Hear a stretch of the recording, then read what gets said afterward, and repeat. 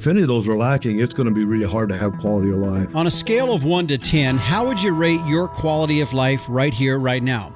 Well, today, Allan Crockett returns as our guest as we're pretty much just kind of rip the Band-Aid off of this question that may be bouncing off the walls of your mind.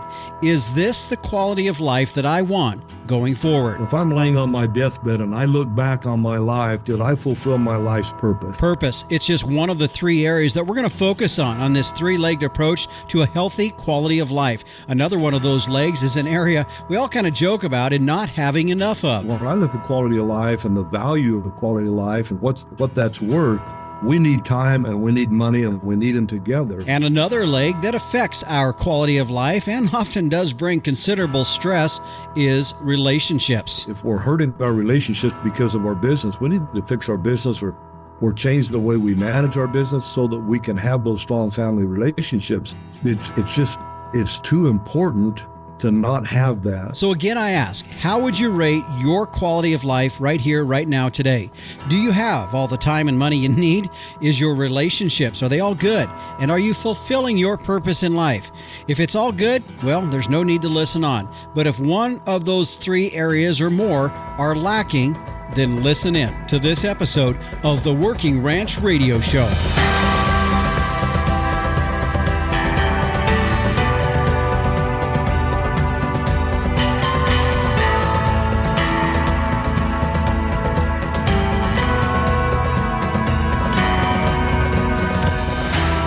And this is the Working Ranch Radio Show. I'm Justin Mills. Thank you for tuning in and joining us on our program this week. Did you miss us last week? Well, it's because we weren't there, really. I didn't do a show last weekend as it was Easter. Hope you can appreciate that. But nevertheless, we are full bore going here today with another great episode. As you heard there in the beginning, Allan Crockett is back with us. He's been on the show many times.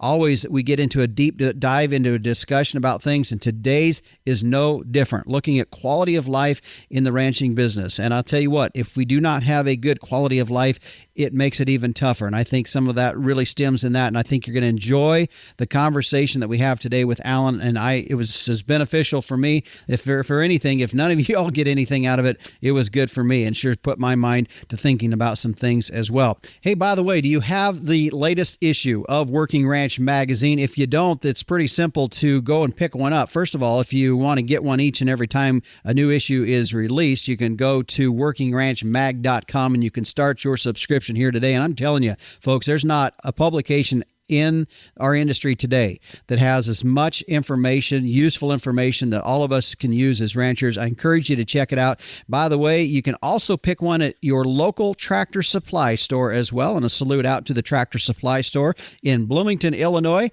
Camden, South Carolina, and Delaware, Ohio. Be sure you stop by your local Tractor Supply and get your latest issue of Working Ranch Magazine. Hey, be sure to tune in next week. Alan Williams will be joining us on the program. He's with Understanding Ag and the Soil Health Academy. I know a lot of folks would be familiar with Allan, but I think ahead of this busy grazing season that a lot of us will have in store, it's a good time to have a conversation with Allan. So be sure to tune in next week on the Working Ranch Radio Show for that. Now, coming up later on in the program, as always, meteorologist Don Day will be here. A little bit different slant. While we will be talking long-term weather, we're also going to be talking about what has been affecting the weather pattern as of late. And ironically, it's been kind of an anomaly in a way in terms of sea surface temperatures. So be sure to tune in and listen to that. Also coming up later on in the program, we're going to be talking about parasite control. Now, it's a fairly new product in the industry. It's a generic version for parasite control that also doesn't harm the bugs in the soil.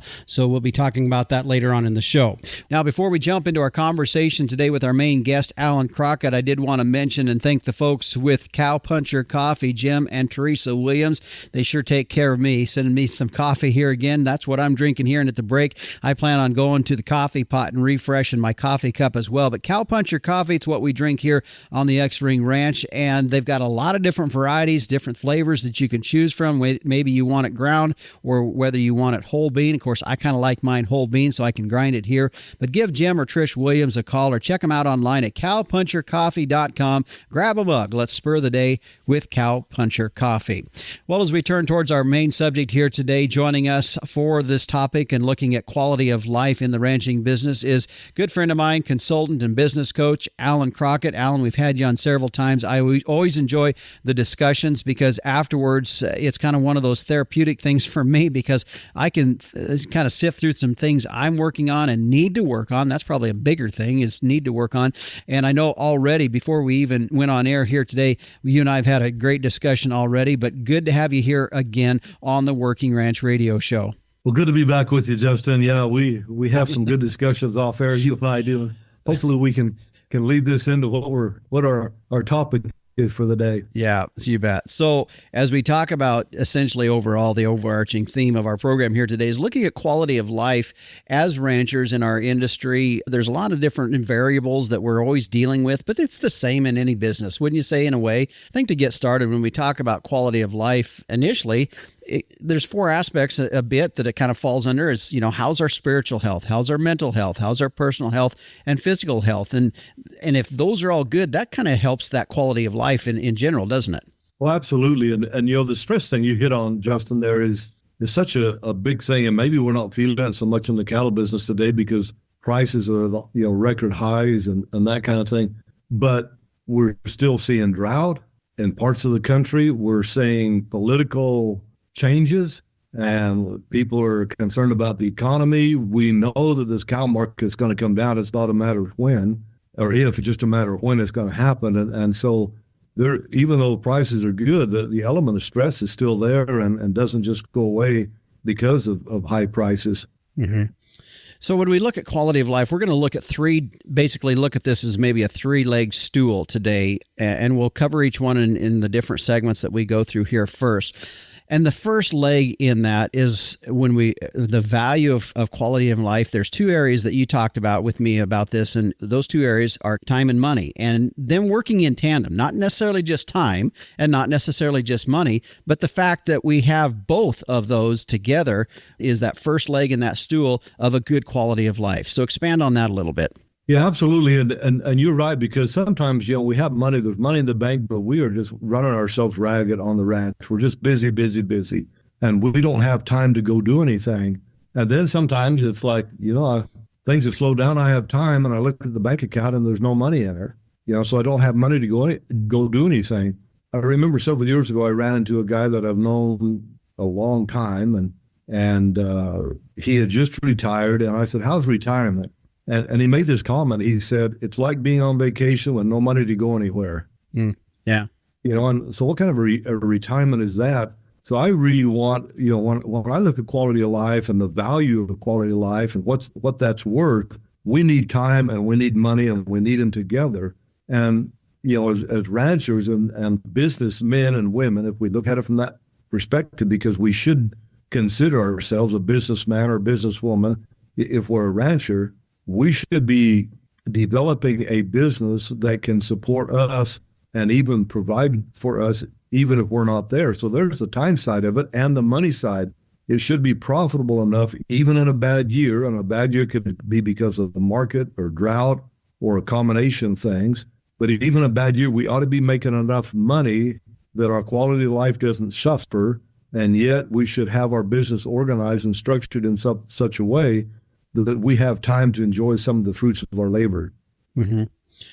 Allan, as you're talking about that, okay, so I get it, time and money in tandem, we want that. So let's go through that evaluation process to where we dig into that to identify, do we need to be changing enterprise? Do we need to be looking at adding an employee, or maybe it's taking away an employee or figuring something out? Let's go through that process where we begin to analyze, how do we get to that point of time and money working together?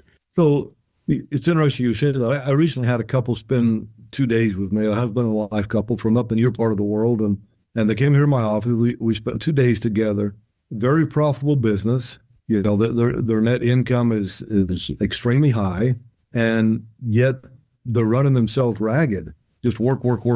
And she made the comment, the good Christian people, but she said, I would like to just have enough time to go to church on Sunday. And so we started looking at their different enterprises and what they do in their business. And they're in the cattle business and they have some farm ground, some ranch land and feed some cattle and whatnot. we looked at that and said, we need to identify one of these areas in this business and you need to hire a key employee. And as we talked about that, and I said, looking at this business, you probably better be prepared to be up close to six figures in what you're going to pay somebody. And that's before benefit package. And their business is profitable enough that they can do that. And so we talked about that. Would that affect your quality of life as far as the money side of it is concerned? And they looked at each other and both of them just shook their head. No, it wouldn't make any difference. We still make plenty of money that we could live and do everything we want to do. And then, all right, then would it free up enough time that you could go to church on Sunday and do some of the other things that you want to do? Absolutely. A key employee would do that. So then we start talking about, okay, well, what does this key employee, what kind of qualifications does he or she need to have? And what kind of responsibilities are we going to give that person? And how are we going to delegate it? How are we going to hold them accountable and all of that? And so we spent a couple of days really mapping that out and got real clear on that. Clarity for them. Matter of fact, within 3 weeks after they went home, we had a follow-up phone call, and they had identified the person they were going to hire.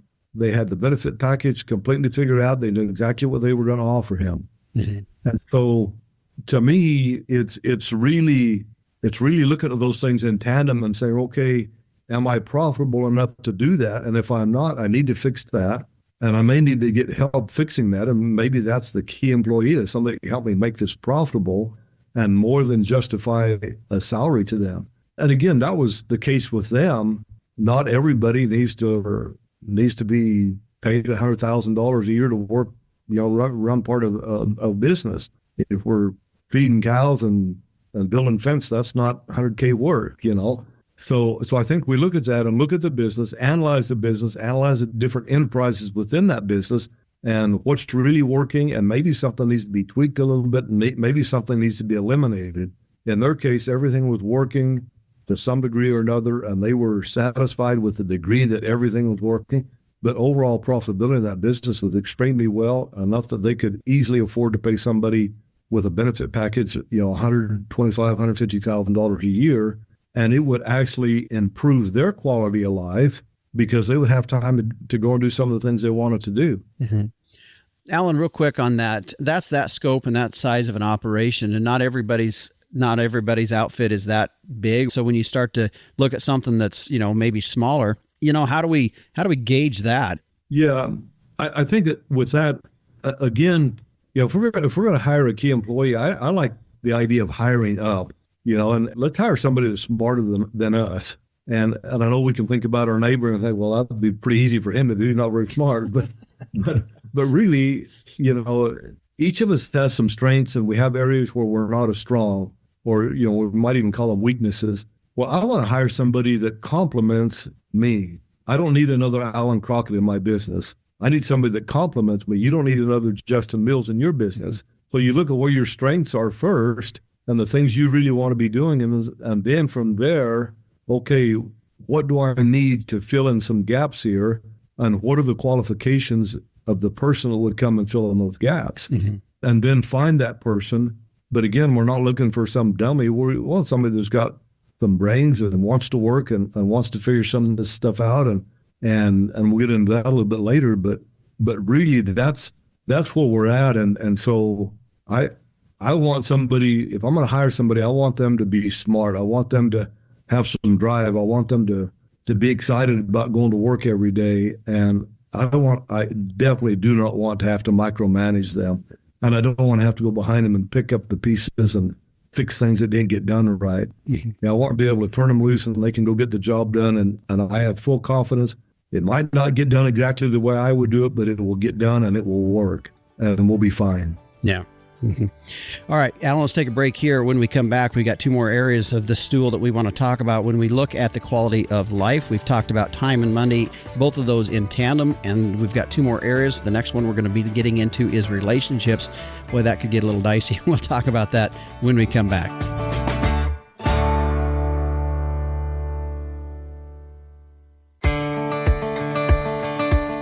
All right, Allan, we're looking at quality of life, looking at this as a more of maybe a three-legged stool in this. First thing we talked about was the value of that was looking at time and money working in tandem. Now let's talk about relationships. And I think when I just say that word, there's a lot of different directions that could go. Narrow that in for us a little bit and what you mean by that. Yeah, so relationships, let's start number one with family. You know, our spouse or children, grandchildren for that point, siblings, parents, if we're still involved there in a family business. But the relationships, I'll give you a quick example. I've got a client that has become a friend that lives up in Canada. And one of the things she told me, he's an entrepreneur of sorts, and he's sold several businesses over the years, and including some ranches and whatnot. But you get outside of ranching, he told me, he says, my former colleagues, he says at least 50% of them are divorced and don't have any relationship with their children. And they did that at the expense of building a business, or they built a very successful, profitable business at the expense of those relationships, which really, you know, we just went through Easter here and the celebration of Christ's resurrection and that, and you know, we're Christian people, at least a lot of us are. So if we look at a relationship with God or Christ, right next to that, we've got to have our family right up there. And if we've messed that up at their expense, while we're trying to build a business, a profitable business, we've messed up. And what is that worth? You know, and how much damage did we do, and how can we fix that? And so, to me, those relationships, family relationships, are right at the top of the list. And if we're hurting our relationships because of our business, we need to fix our business or change the way we manage our business so that we can have those strong family relationships. It's too important to not have that.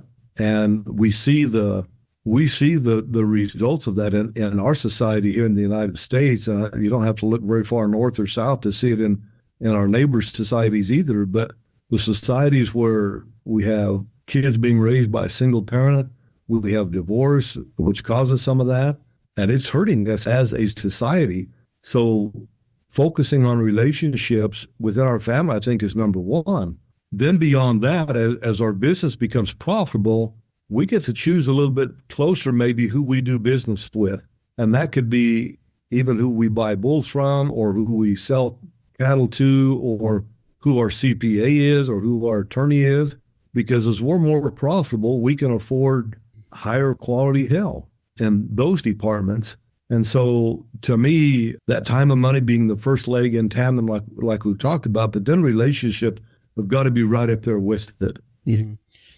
Allan, I want to go back to you talked about the family being a main priority that we need to look at in the relationship conversation that we're talking about here today. And I think the struggle a little bit, I'm just going to go back to where I was, you know, maybe 20 years ago, when I was at a point where, you know, you're kind of catching a cog in your career and getting it going. Maybe you have some different opportunities that are happening. And I think the struggle is there when we're younger. And I think it's tougher because there is a desire for younger folks in the industry, in any business, or in your life, just in general, that they're trying to get a leg up, and they're really trying to push hard, and they know they got to push hard in their work life. And at the same time, they're a growing family. Boy, that's just a real conflict. We're just kind of setting themselves up for conflict, aren't we?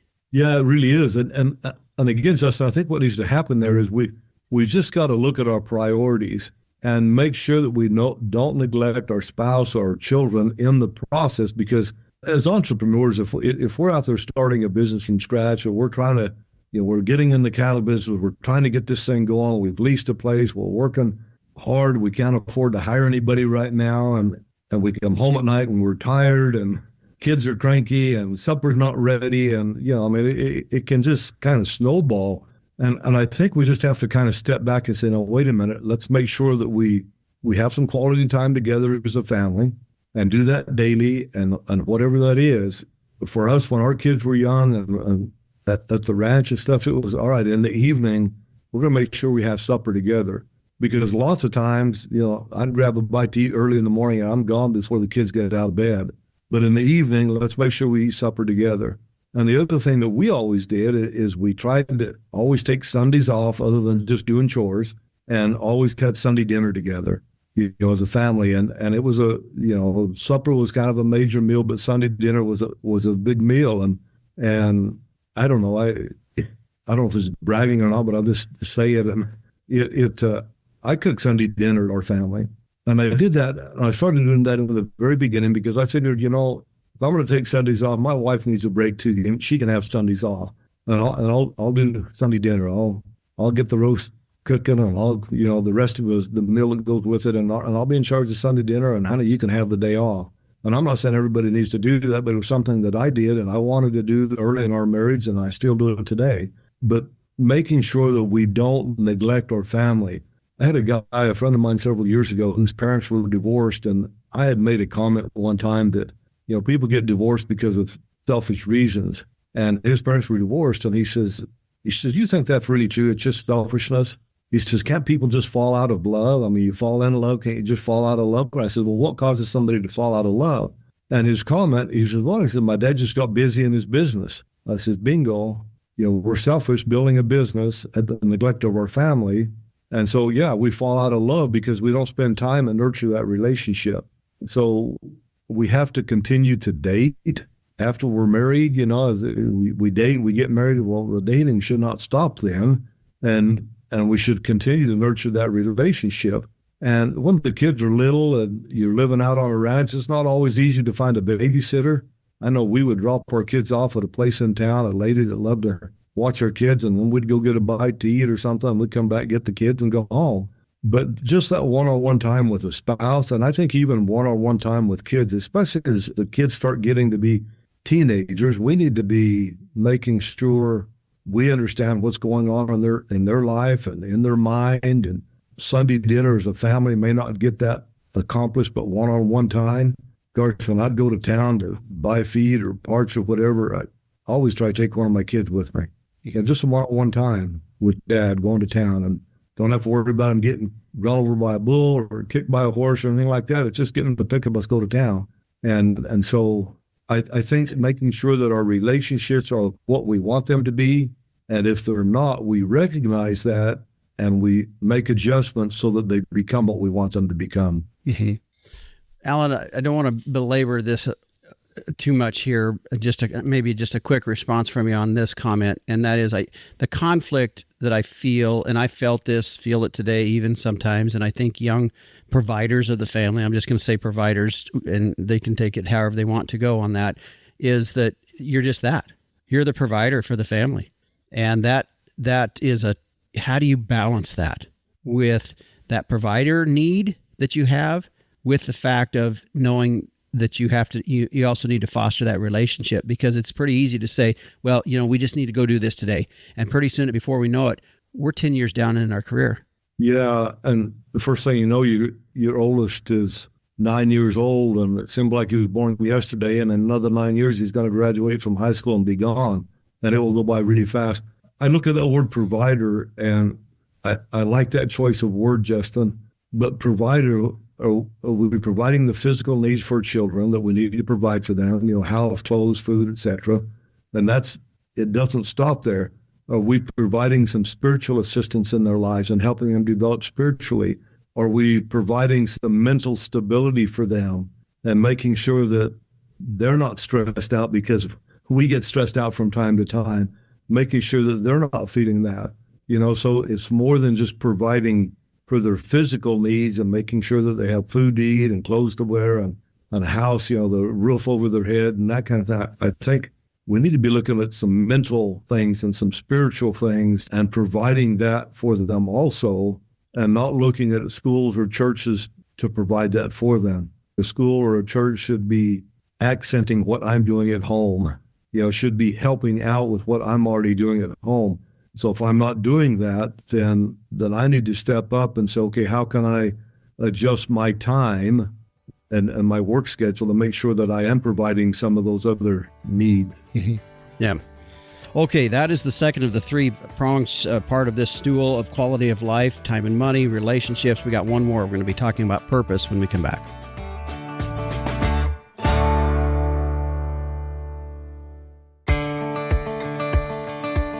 All right, Allan, so the final leg on this stool as we talk about having a good quality of life being really what we're all want to be striving for when it comes to being happy with where we're at in our ranch business. And that is purpose. So start expanding on that a little bit, and we'll get to some more questions after that. Yeah, so purpose, we can define that in 2 or 3 different ways, but it's really, what is your purpose? And we talk about, well, this is the mission statement of our business, or this is my personal mission statement.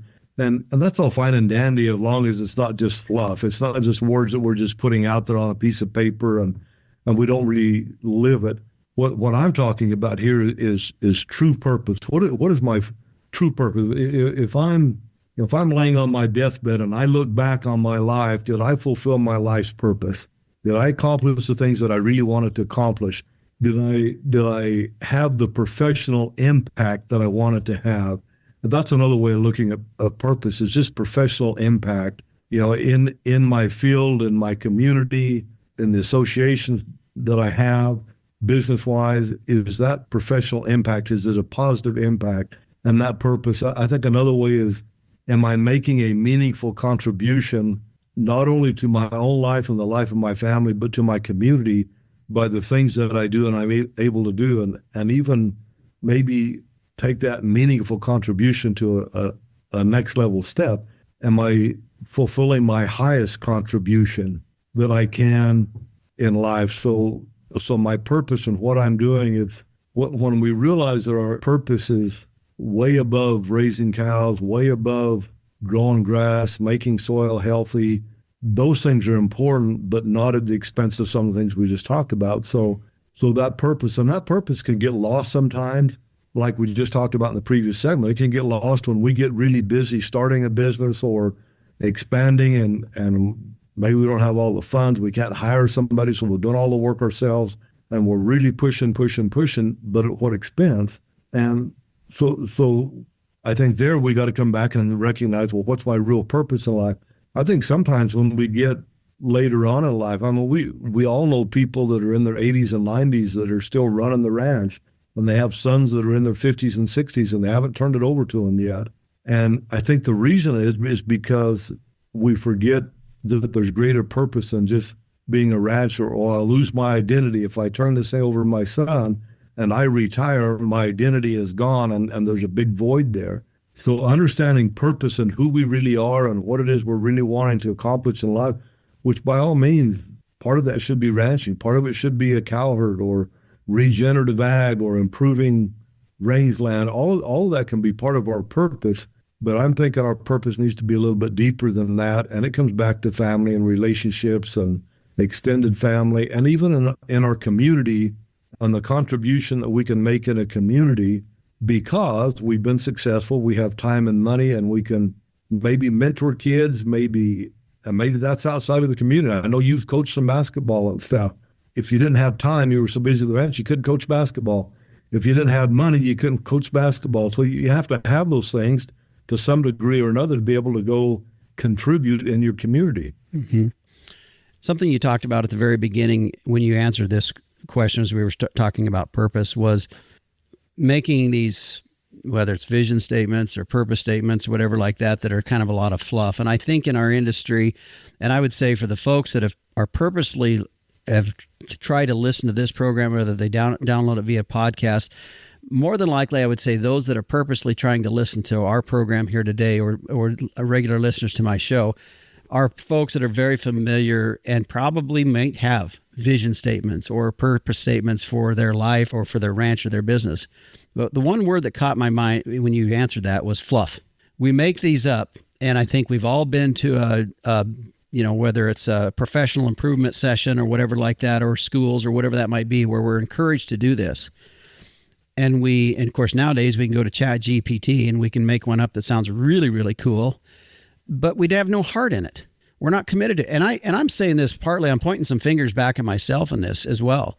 We make these statements up and they look good on paper, but truly, do we buy into it? Does it really have our heart? And is it really the base of what, as you had said, is it higher and deeper, as deep as it should be, or is it just kind of fluff? Yeah, I think that's cool. We really got to if we're doing a vision statement or a mission statement, trying to say, well, this is the purpose of my business, so that we can check that box and how we have that done, and go on to the next thing. I think we miss the whole point of that. To me, it should really be our North Star, our guiding light that leads us the direction we want to go, and we should be basing our decisions on those vision statements or that mission statement. Is it really helping me fulfill my purpose? So if a ranch comes up for lease next door down the road 10 or 20 miles or something, and hey, it's a good opportunity, I should go jump on that. Well, does it really help me fulfill my purpose, or is it just my ego that wants me to do that so that I can have 1,000 cows instead of 500 cows? Is it an ego thing, or does it really contribute to my life and what I really want to accomplish here? And if it does, then by all means do it. But that to me, I think is where, like you say, you can have ChatGPT write you out something that'll be really, really slick and snazzy and sound really good, and anybody that reads will be really impressed. But if you're not living it, then it's just fluff. That's all it is. It's just fluff. Yeah. And I'm guilty of that. I mean, in general, there's some things that we do, but just living that out. And as you had talked about, I mean, yeah, we have that from maybe an enterprise level or a business level, ranch level, as we kind of wrap up the element of the purpose conversation here. What I'm pulling away from you is, yeah, we have the ranch stuff. We need to live true to those kind of things. But beyond that, what's above that, and I think that's getting back to the tone of our overall conversation here today of quality of life. Yeah, I agree with that. And we didn't get into this but even, physically, being physically healthy, spiritually healthy, mentally, emotionally healthy, all of those things contribute to quality of life, because if we're not healthy, then our quality of life is going to suffer. And there's all this talk about lifespan. Let's talk about health span. Well, why do you want to be 90 if you're drooling all over yourself sitting in a wheelchair? What good are you to society at that point in time? And so let's talk about health span and eating right, exercising right, the spiritual side of things, the emotional, psychological side of things, the social side of things. All of that comes into health span and being healthy, so that we can enjoy this time and money that we're trying to do and have the relationships that we want and fulfill our purpose.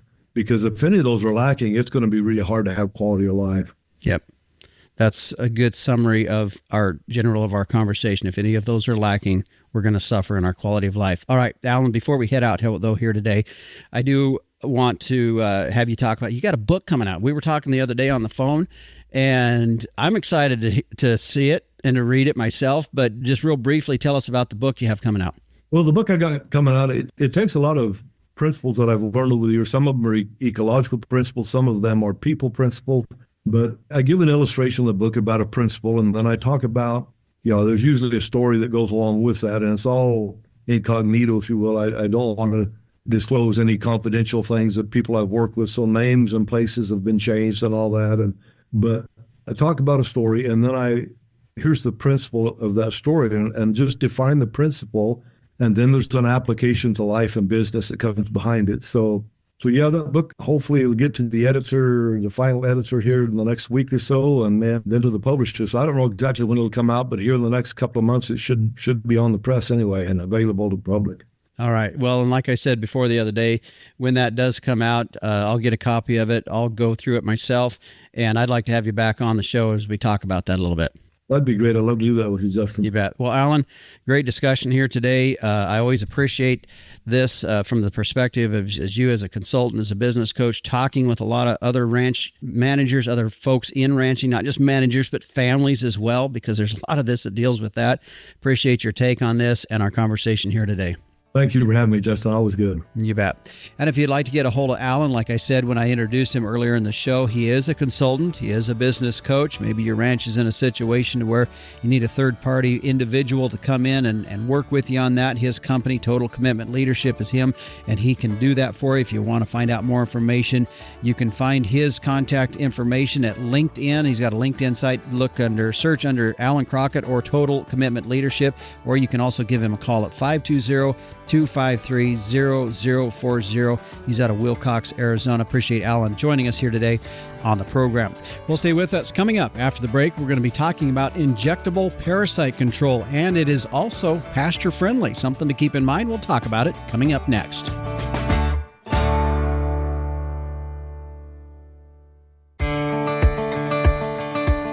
Well, here in the ranching industry, we continue to see improvements in products that are being offered. And in the segment of parasite control, it's no different. Recently, I had the opportunity to sit down and visit with Dr. Eric Moore, who is the Director of Technical Services for North America for Norbrook, as we talked about a new product that they have available called Toromox, an injectable parasite solution. Let's step into that conversation now. Dr. Moore, good to have you here on the Working Ranch Radio Show. Glad to be here. Thanks for having us. You bet. In our industry, of course, parasite control has been around in the industry for a long, long time, but now definitely we are very aware of, there's some unintended consequences with some of those products in our market. And as pasture managers, we want to make sure that whatever we're putting on our cows isn't killing the bugs in the soil, and that's really one of the fundamental keys with the product we're going to be talking about here today. And I know you're familiar with some of the research out there on it. Yeah, absolutely. So we look at the one thing we talk about, we don't really think about as a whole ecosystem thing, and we really don't understand, or what we really try to dig deeper into is those services besides this grass that our pastures provide us. And so it's called eco services. And when we look at that, the dung beetle plays a big role. Yeah. A primary example of that would be bees as pollinators. When we talk about bees being pollinators, we don't know what the cost or economic benefit would be, or lack of their benefit would be if they disappeared. But we've never modeled that. Yeah. With AI and stuff, there's been some research out that is modeling that. And we as a company, when we brought Toromox to market, we were looking at what are the benefits of it. And that really got me digging into it being a dung beetle friendly product and earthworm friendly product. What does that mean? So we circle back and we talk about deworming. We've had these different compounds. We've been deworming cattle for a long time. Deworming used to be easy. We just pour it and we know they're taken care of. We didn't think about what happened anywhere else. Now we're a little more in tune with just how much we need to pay attention to the whole ecosystem and what happens. So if we look at dewormers in general, ivermectins have been around since the 80s, and they've been a class of compound that gets both internal and external parasites. We've used them. We keep using them. The more we use them, the more we expose that compound to the parasites in the animals. And if we think about the process we're trying to do, we're trying to control the parasite load in those cattle so we can control the parasite exposure for reinfestation and make sure we get clean environments. And we know what parasites do to animals. They cause them to back off in their appetite. They mess up their immune system. They don't gain in weight well enough. So there's a definite effect that we have from parasites being present. When we talk about the ecosystem and dung beetles, when we look at the work that's been done down in Florida recently, they look at what happens with different levels of dung beetles that are present. And so when we give ivermectins decimate, or they have an effect because they're passed through in the fecal material where they affect the dung beetle on the pasture. That's the unintended consequence, right? I mean, that's what we're dealing with. And when we have that, those dung pats aren't broken down as much, and so the dung pat or the fecal pat there has a detrimental effect on the grass it sets on. Yes. And then we look at grazing patterns. There's work from the 60s done on this, Justin. This is how long they've been looking at this. 6 times that area around that the grazing is deterred around the pat. 6 times the area of the pat around it. Okay. That's deterred just from the odor. Cattle won't graze up into it, and when in 2 to 3 weeks for that odor to dissipate, and when it dissipates, then they'll graze up to it, and the grass is more mature. Okay. So what we found was what they found was having dung beetles present. Without dung beetles, that degradation of that fecal pat actually decreased by 30 to 70%. So you had more days of that pat there causing that effect. And so when you do that, it also doesn't let it recycle. You lose nitrogen and it goes back in the pasture. You lose all that benefits of having that broke down, put back in by the dung beetle. And so that they've taken and modeled that and actually put some economic values to it based on grazing systems in Florida. Okay. And it's substantial difference in what they can do for grazing days and carrying capacity. Because if you think about those fecal pads building up, over time they build up more, so it's an increasing effect on it. And so we're starting to see the end result is we're starting to see this kind of work being done where we're modeling that, and it's helping us understand those benefits of not just the forage or nutrition that's out there, but these other parts of our ecosystem that we have to worry about that we don't think about from an unintended consequence of what we use, right? So it's just one of those, it's a new concept to think about. And with AI, we're able to model that and put numbers to it based on smaller studies. So you're seeing a pretty big impact that you can have. Let's talk about the molecule that's in the product. And it's the molecule that specifically is friendly to the dung beetle. The product, of course, is Toromox, but what's the molecule in that's making this? So it's moxidectin is a molecule. It's a macrocyclactone, like an ivermectin, but it's created from a different Streptomyces fermentation. All these products are created from Streptomyces. Fermentation is a product of that. So this is manufactured differently in the same class. So it has the same target, but it has a little different molecule. And what we find is, even with antibiotics, I mean, they can be in the same, it's whatever they're targeting that organism at is where it works. And so moxidectin is dung beetle friendly, Toromox is dung beetle friendly, earthworm friendly. It does provide the same advantages you get like you would with an injectable Cydectin, weight gain wise, because it takes care of those worm populations, and it has a residual effect for some key worms for about 42 days. So there's a little bit of residual effect on it as well. Two things with that, and we'll talk about reapply because you talked about residual. We'll get to that first, but this is an injectable, right? It's an injectable, it's an injectable right now. Poron coming at some point? We're always working on the next level. Norbrook has a big portfolio and developing portfolio of dewormers for cattle. I mean, we have Normectin Plus, which has a flucicide in it, which would be another topic we could talk about someday. That's up and coming. Flukes are becoming more prevalent. And then we have Eprizero and our Ivomec or our Normectin Poron. So we have Porons. This is our first one of this molecule we brought to market. Going into this with that molecule of the moxidectin. In it. So then let's talk reapply real quick. I mean, if you think back to what we're trying to accomplish with deworming, it's trying to get the lowest parasite load in those animals that we can. That's the whole goal of that. You talk about reapplication. One thing, the old adage, you can't manage what you don't measure. And so really determining what your parasite load is, and I'm not a range scientist, I'm a veterinarian, so I always circle back to how we test the animals and see what we have going on. I mean, like we said, deworming used to be easy. We just did it and we knew it was done. Now it's not necessarily the case. We need to check and manage that. And so testing those, looking at where you're going to in your environment, how you're going to do that. So if I have a group of cows, if I have my cows and I'm sitting there and I'm going on to clean pasture, and I know the cows haven't been on that grass for a while, I want to make sure my cows are clean going on there, because they're not going to infect or kick eggs out on that and reinfest the cattle that way. You do have some protection there with that benefit of that having that 42 days for some parasites where the residual effect. But you really want to look at what the exposure is and what the parasite load is. Work with your local veterinarian, work with your local animal health people, local university, because they will know what patterns and when those times are they're most susceptible. It's different deworming in Louisiana than it is in Wyoming, right? Or in Nevada versus Iowa. You have different deworming programs. So you need to understand, and that's why you need to measure and see what your worm burden is to see what you're dealing with. It also depends a little bit on the type of parasite you're dealing with to make sure you're targeting the right one. And that's when we mentioned flukes briefly, and that's one that we kind of see some more of it now every once in a while, but really knowing what your target parasite is and making sure you have the right product for it. Okay, if folks want to know more, research more, of course, their local vet would probably be one spot, but where else? You can go to norbrook.com. Okay. They can see all our products on there.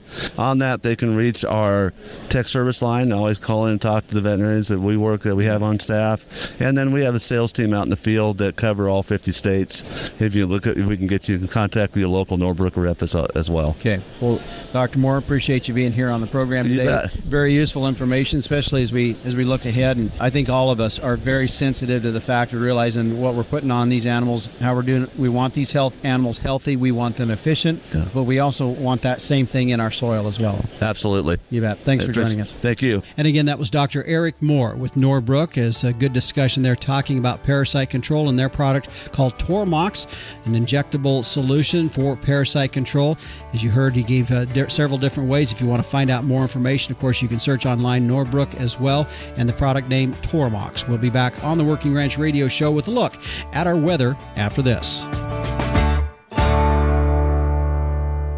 Looking for the perfect gift for a gardener or weather enthusiast? Introducing the Tropo, a precision rain gauge that has revolutionized both reliability and convenience. Expertly engineered by meteorologists, the Tropo gauge boasts rugged durability, impeccable accuracy, and precision to the 100th of an inch. Visit measurerain.com to order a Tropo today and use code RAINDAY. That's RAINDAY for free shipping and 10% off. Go to measurerain.com. Well, as we turn now and take a look at our long-range weather, joining us as he does each and every week is meteorologist Don Day. And Don, I thought it was interesting. Last week I caught your podcast where you were talking about sea surface temperatures and, of course, things, what's making that change, all that. But I want to go back to that because that's partly where we're seeing the sea surface temperatures coming back to a temperature that we saw back in February. And now we knew that we were in this sort of neutral, but the La Nina was gone, of course. But explain kind of what's going on with our sea surface temperatures and why that is affecting what we're seeing with our weather here across the country.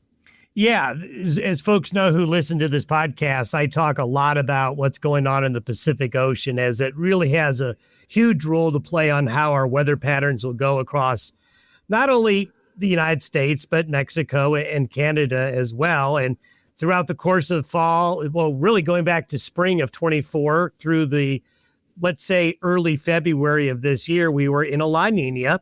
It had faded very, very quickly to the point that a week or so ago, the folks who track, and they're the ones who officially say it's either a La Nina or an El Nino, officially closed the books and said the La Nina is done.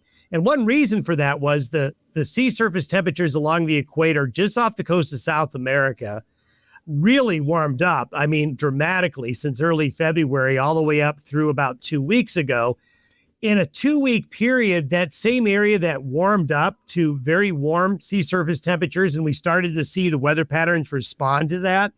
Well, they dropped 10 degrees Celsius in 2 weeks.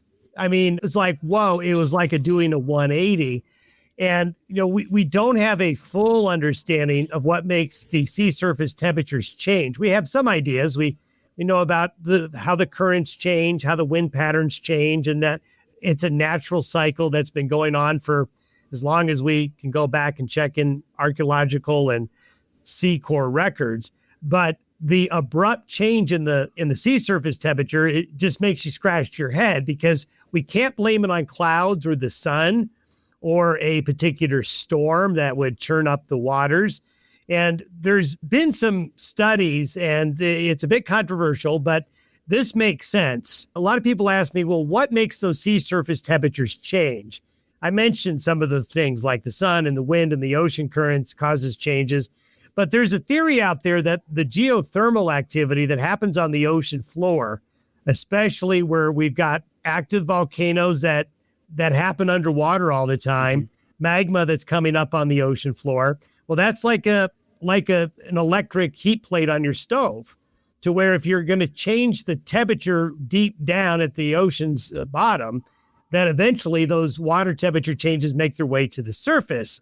And so there's some extremely interesting correlations from seismic activity, basically measuring how much is going on those ocean floors, how much volcanic activity, and connecting that with sea surface temperature. And it appears that there's a connection. And what's interesting is this 10 Celsius degree drop in temperature off the coast of South America corresponded with a big drop in seismic activity in that part of the world. So does that mean we're going back to La Nina?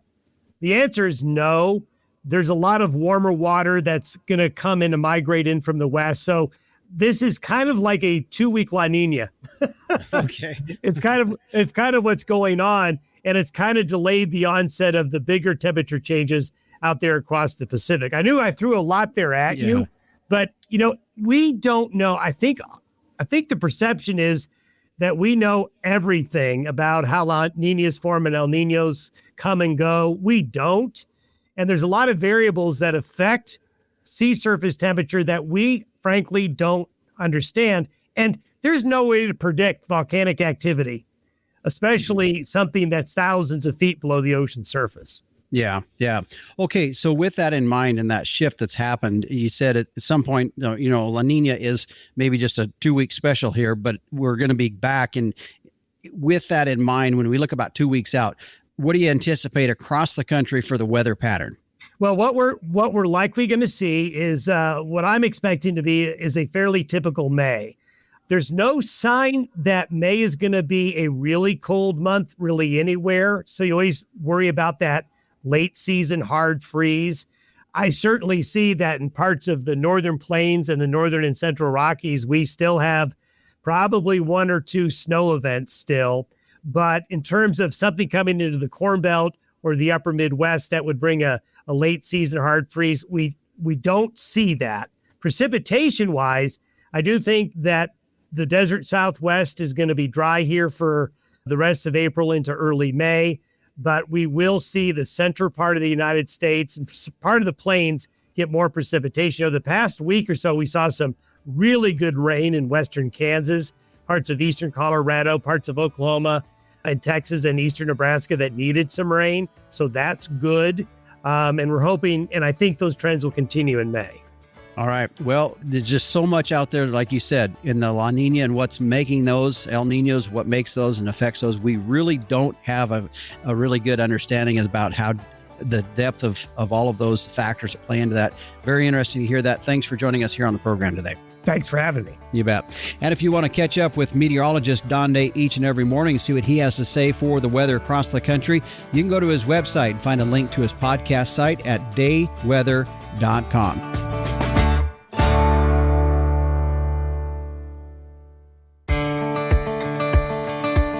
Couple things I wanted to bring up. Did you have a chance to listen to the last episode 210? It was on virtual fencing, a subject I think a lot of us have questions about. I did interview the folks with No Fence, but the title of that was Do the Ends Justify the Means? A great topic in regard to virtual fencing. You can find it on our podcast site at workingranchradio.com. If you have your own preferred podcast provider, you can download it there. And by the way, click to subscribe and also leave a comment or feedback as well. That's helpful for us. Now, I mentioned this at the beginning of the program, but be sure to tune in next week. Allan Williams will be our guest with Understanding Ag and the Soil Health Academy. And finally here today, earlier in the program, I talked about the latest issue. It is the April-May issue of Working Ranch Magazine is out. And it's kind of like they're reading my mind when I look through some of the articles and read through some of the articles and the topics that they have in here. In fact, Bert Rutherford talking about the boon and the bane of bigger cattle. Cow size is increasing, but does everyone benefit in that? And Loretta Sorensen on an article about designing irrigation. Boy, that's something we're working on right now as well in our operation. It will save you money and water is the title of that one. And then don't forget also in the April-May issue of Working Ranch Magazine, there is the ranch and performance horse listings in there and also a great article about buying horses as well. So don't forget to pick up your latest issue of Working Ranch Magazine. You can subscribe by going to the website at workingranchmag.com, or you can pick a copy up at your local Tractor Supply store. Well, the Working Ranch Radio Show is a production of Working Ranch Magazine, branded #1 by America's Ranchers. If you'd like to get a hold of me, maybe questions you have, leave us a comment about what you thought about today's show. You can send me an email at justin.workingranch@gmail.com. Thanks for joining us. I'm Justin Mills, and until next time, keep your chin down and your mind in the middle. So long.